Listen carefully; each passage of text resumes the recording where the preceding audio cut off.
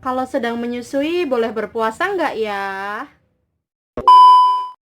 Hai semuanya, kembali lagi ke YouTube channel aku, Miftah Afifi. Thanks buat kalian yang udah klik video ini, jangan lupa untuk tonton sampai habis. Dan buat kalian yang belum subscribe, jangan lupa untuk subscribe. Jadi kali ini aku mau kasih tips lagi ke kalian, bagaimana sih caranya menjalankan ibadah puasa bagi ibu menyusui. Nah, bagi teman-teman yang memang ingin menjalankan ibadah puasa tapi sedang menyusui, memang diberikan keringanan oleh agama Islam. Jadi aku di sini mau sekedar sharing dan memberi tips ke kalian bagaimana sih cara yang aman dan sehat untuk tetap berpuasa bagi ibu yang sedang menyusui. So, simak terus tips dari aku ya.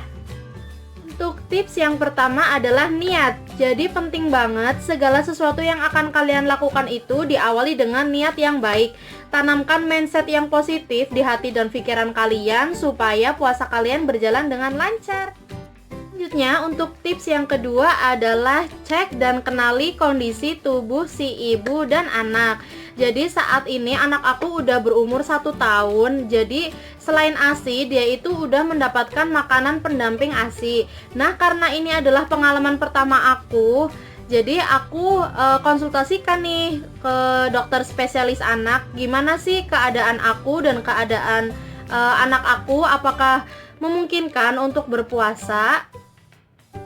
Dan alhamdulillah saat ini aku diperbolehkan untuk menjalankan ibadah puasa dengan tetap memberikan ASI dan makanan pendamping ASI untuk anak aku. Jadi buat teman-teman segera cek kondisi kesehatannya ya, baik itu yang kalian rasakan sendiri atau memang jika perlu kalian bisa konsultasikan ke dokter spesialis yang biasa kalian kunjungi. Yang ketiga adalah siapkan makanan yang mengandung banyak nutrisi dan serat.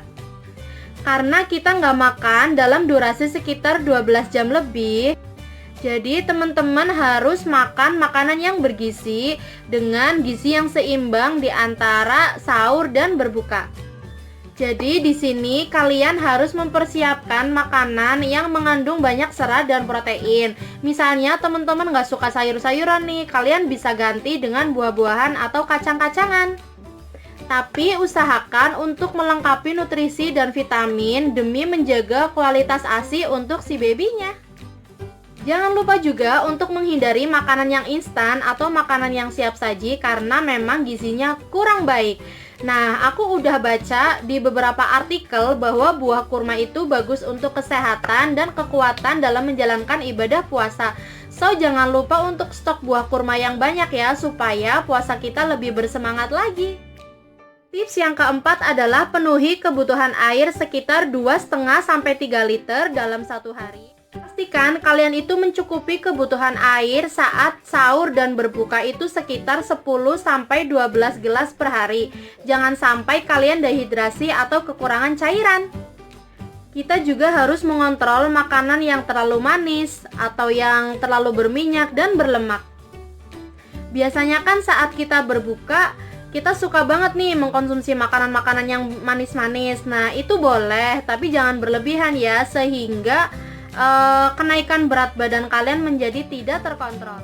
Untuk tips yang kelima adalah konsumsi vitamin atau suplemen jika diperlukan.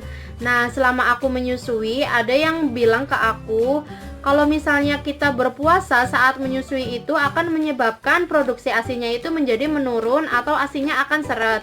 Nah, setelah aku konsul ke dokter spesialis, ternyata anggapan tersebut nggak terbukti.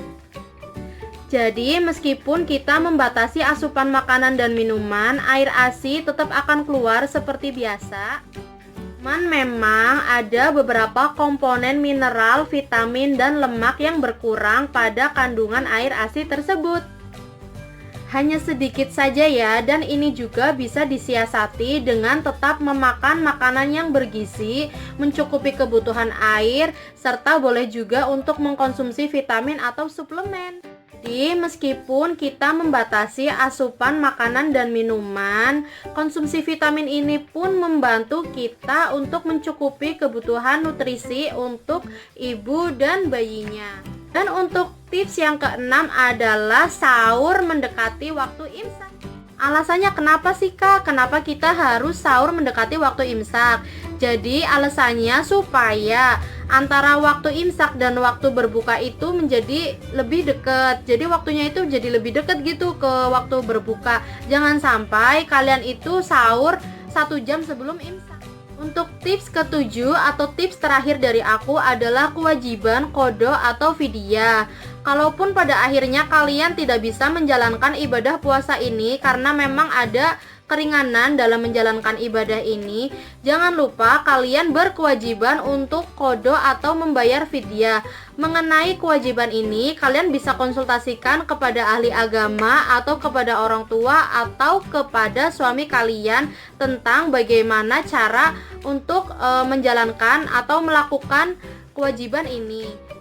Semoga tips yang udah aku share ini dapat bermanfaat bagi kalian para busui, khususnya yang sedang menjalankan ibadah puasa. So, buat kalian yang suka dengan video ini, jangan lupa untuk like, komen juga di bawah pengen aku sharing tentang apa lagi.